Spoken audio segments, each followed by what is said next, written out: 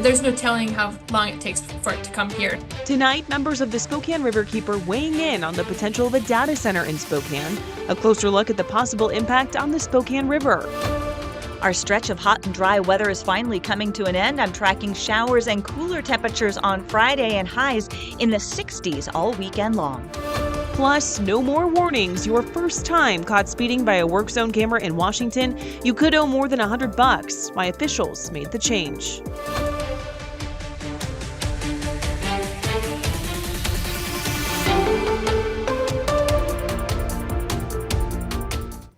Good evening. Thank you for joining us for the Night Report here on KREM 2 News. I'm Sydney Schofield. Tonight, we're hearing from members of the Spokane Riverkeeper to get a closer look at the impact of a potential data center on the Spokane River. This comes after Avista said it was in negotiations to provide energy for a data center, though it's unclear where that would be. And this week, the city of Spokane passed a moratorium on permits for data centers for 1 year. KREM 2's Connor McAvoy breaks it all down tonight. The announcement of Avista negotiating with an unnamed large load customer to put in a 500 megawatt data center in eastern Washington came as a surprise for many. The company paused negotiations after hearing concerns from the community. For Caitlin Scott with the Spokane Riverkeeper, she says the topic of data centers has been something she's followed for several months, and now it's a more important issue than ever. There's no telling how long it takes for it to come here. So we've been working on data center regulation work since this last legislative session. She says her biggest concern is making sure water resources are protected.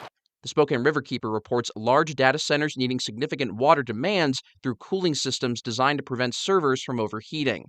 Columbia Riverkeeper in Hood, Oregon, reports a single 100 megawatt data center can use roughly 100 million gallons of water per year.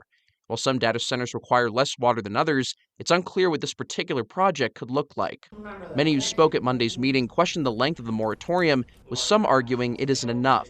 Scott says the decision from council gives time to assess the impacts a data center could have on our region and see that our wildlife and water resources aren't greatly impacted. A lot of people come to the Spokane area because of the natural resources, because of things like our water and our river. And we want to ensure that they're here for the long run, not just for us, but also future generations down the line. Work's also being done at the congressional level as well. Representative Michael Baumgartner introduced a bill on Thursday called the Power and Water for Families Act of 2026. It's designed to have AI data centers and other large load facilities pay for the cost of power and water infrastructure needed to serve them. For now, Scott hopes Spokane County joins the city in establishing a baseline for how municipalities address the topic of data centers as more information about the one Avista is looking to acquire comes to light in the future. We don't know what we don't know. And we just have to get to a point where we know at least a little. Connor McAvoy, KREM 2 News. We do want to point out that Avista has said it's possible a data center in the area could lower the cost of utilities for customers, and some trade union representatives we've spoken with say that the center could be good for job growth in our area. All right, it's time to talk weather now with meteorologist Michelle Boss. Michelle, we have seen quite a string of dry and warm days, and it's all about to change.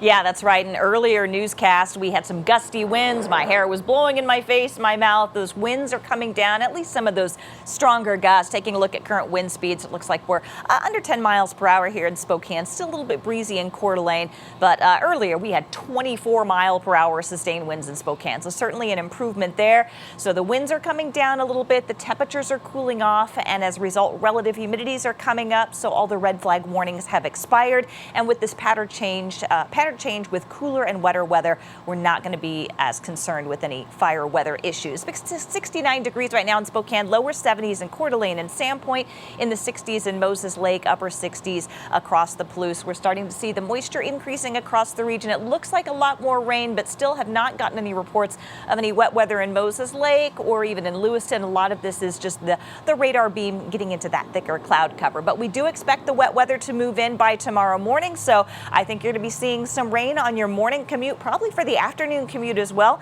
Friday looks like it's going to be a showery day and breezy too, but we're talking about sustained winds 10 to 15 miles per hour. Not really a whole lot of higher gusts. That breezy weather continuing right through the weekend. And look at those temperatures, much cooler than we have been. Highs in the upper 60s tomorrow. Over the weekend, highs only in the mid 60s. Michelle, thank you. A jury reached a verdict in a lawsuit against the Meade School District today, awarding $17 million to the families of two former Meade School District student athletes involved in a 2023 football camp hazing case. So the lawsuit stemmed from allegations that students were held down and assaulted with a massage gun during a district-sponsored camp at Eastern Washington University. These boys needed and deserved help. They deserved that the law was followed and it wasn't violated over and over and over again, and they did not get that. And now they deserve justice. Jurors awarded $8 million to one victim, $7 million to the other, and a combined $2 million to their parents. Attorneys for the students argued the district failed to protect them and respond appropriately after the incident. A Spokane Valley man who spent more than a year on the run from police is now behind bars in Alabama. U.S. Marshals and Spokane Valley Police arrested 36-year-old Robert De Pasquale on Wednesday after tracking him to Chambers County, Alabama. De Pasquale was wanted in Spokane County on charges of second-degree assault and third-degree rape, both involving domestic violence allegations. Now, authorities say he fled Washington after a court appearance in May of 2025. He was taken into custody without incident and is waiting extradition right now back to Washington. The U.S. Supreme Court is clearing the way for the Trump administration to end temporary protected status for thousands of people from Haiti and Syria living here in the U.S. The ruling allows the Trump administration to move forward with efforts to end protections that let people from countries facing war, natural disasters, or other crises live and work legally in the United States. Spokane nonprofit leader Katya Jasmine says many local families are worried about being forced to return to unsafe conditions after spending years building lives here in the U.S. She says her organization has been fielding calls from concerned community members throughout the day. We came here because our country is not, I was kidnapped. I cannot stay, it's not safe for me. I came here for a better life, for a better future, a way that I'll feel safe, because America, it's for everyone. It's a welcoming state for everyone. Like, we're all welcome here. Even though you black, you brown, you blue, you whatever your color, we're all human. We all have blood on our defense, right?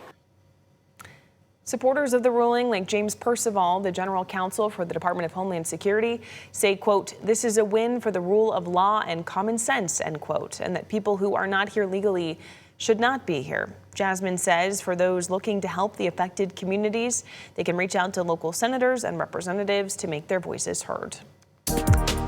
A teenager is facing an arson charge after police say fireworks sparked a brush fire along Coeur d'Alene's Prairie Trail this afternoon. Officers responded to reports of fireworks near Carrington Lane and Hanley Avenue around 4:15. Investigators say 18-year-old Gavin Pannell lit a firework that veered into dry grass and started a fire. Police say he and another minor ran from the scene but were found a few blocks away. He was arrested and taken into custody on an arson charge. Authorities are reminding people that fire danger remains high, and they are really asking you to use extreme caution with fireworks ahead of the 4th of July over in North Idaho. A Meridian, Idaho family could seek $10 million in damages from the city of Boise and several others after their child was hurt during the Idaho Potato Drop fireworks show on New Year's Day. The family filed a tort claim, which is not a lawsuit, but it often comes before a lawsuit, claiming the child was hurt by glass and debris from a fireworks explosion. The claim argues city officials allowed the event to proceed despite a history of planning and permit concerns with the potato drop organizers. The filing also claims the child suffered significant physical and emotional injuries. Venezuelans search for survivors today beneath collapsed buildings, and rescue teams race to northern areas of the country rocked by a pair of powerful earthquakes. Officials say those quakes killed more than 230 people and left at least 4,300 injured. The 7.2 and 7.5 magnitude earthquakes that hit last night were among the strongest in Venezuela in more than a century. Stay with us. Much more to get to here tonight on the Night Report. We're tracking multiple fires all across the region. We'll bring you the latest. And later, several new laws in Idaho take effect next week, including new rules for schools, healthcare providers, child safety checks. We'll break down what families need to know.